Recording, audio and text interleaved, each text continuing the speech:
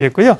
자, 여름에 이렇게 강한장 썸머랠리가 온다면 그럼 과연 주도주는 뭐냐, 어떤 게 혜택을 받을 것인가가 또 궁극적인 관심사 아니겠습니까? 관련된 내용 정경준 기자의 보도 내용 먼저 보겠습니다. 주식을 쓸어 담을 때다. 증시 전문가들은 주식 비중 확대를 권고하고 있습니다.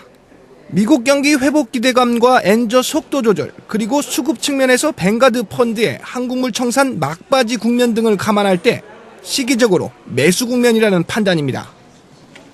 현재 국내 증시의 12개월 선행지수 기준 주가 수익 비율이 비정상적으로 낮다는 점도 우상향 추세를 점치는 요인입니다. 이에 따라 중소형주보다는 대형주에 기업이익 대비 주가가 따라가지 못했던 저평가된 종목에 대한 관심이 필요하다고 조언합니다.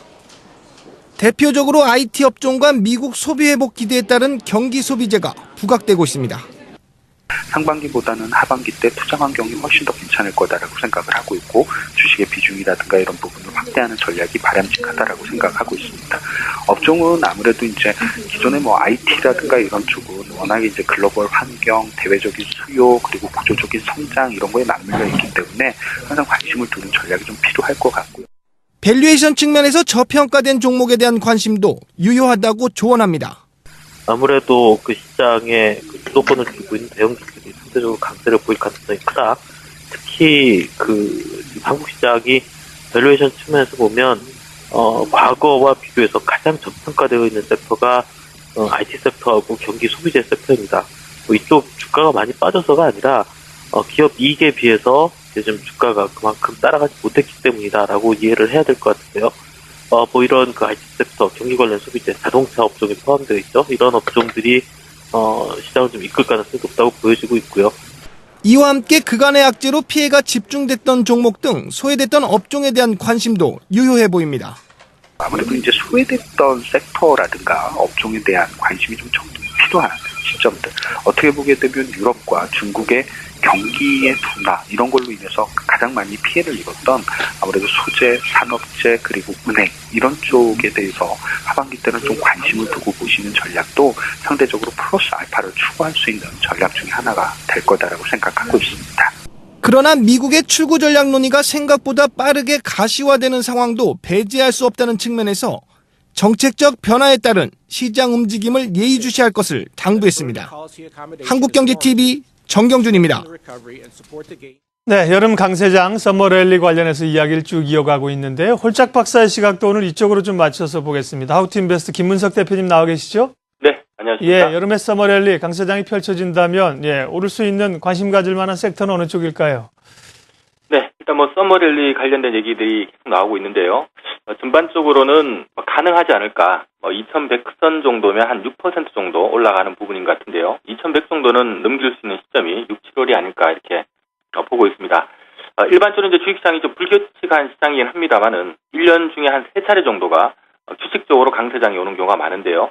대부분 인지하고 있는 것처럼 이제 1월달 효과라든가 또 여름철 썸머랠리, 연말 장세 등이 대부분 계절적으로 좀 강세를 보이는 시점이고요.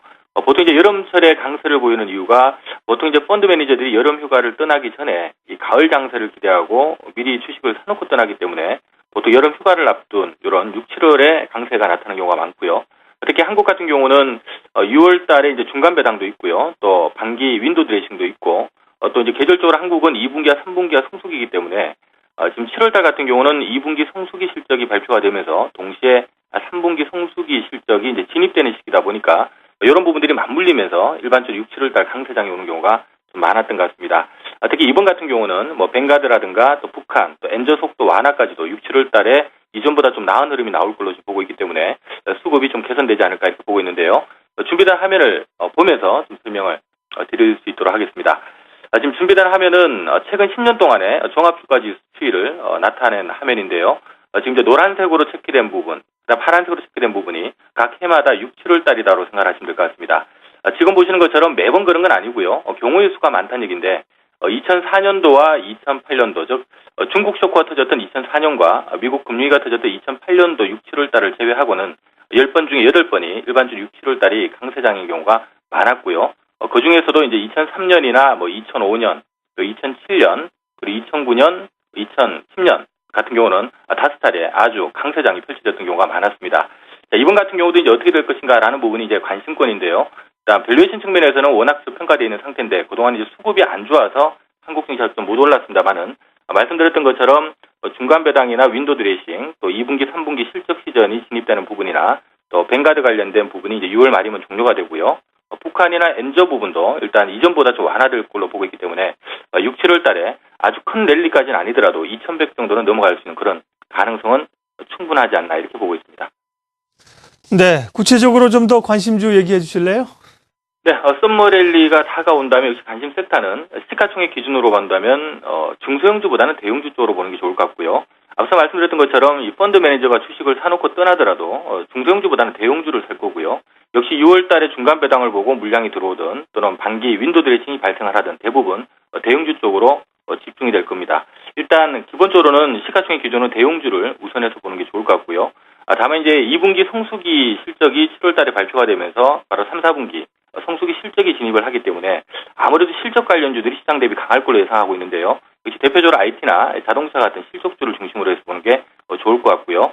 중형주 내에서는 아무래도 이 계절적인 수혜, 즉 테마주 이런 기업들 쪽으로는 좀 한정해서 보는 전략도 바람직해 보입니다.